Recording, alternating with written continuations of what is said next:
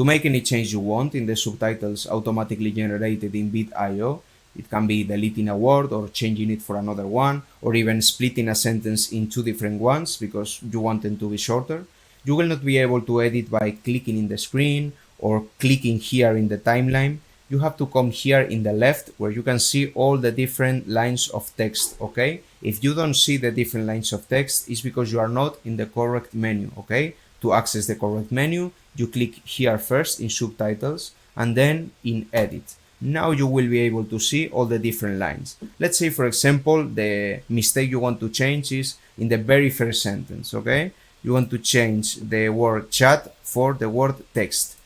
All you have to do is left click in the sentence you want to change and it will activate the text editor. It's like Microsoft Word or Notepad. You can write whatever you want, and as you can see, it will change automatically, right? So let's make our edit.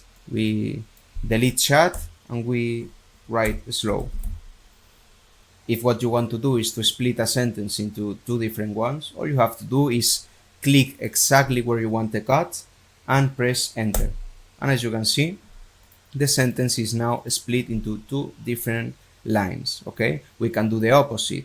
We can go exactly to the beginning of one sentence. We press the return button and it fuses together with the previous one. We can do it again and again and again. And that's how you make any change you want in the subtitles generated in VEED.io.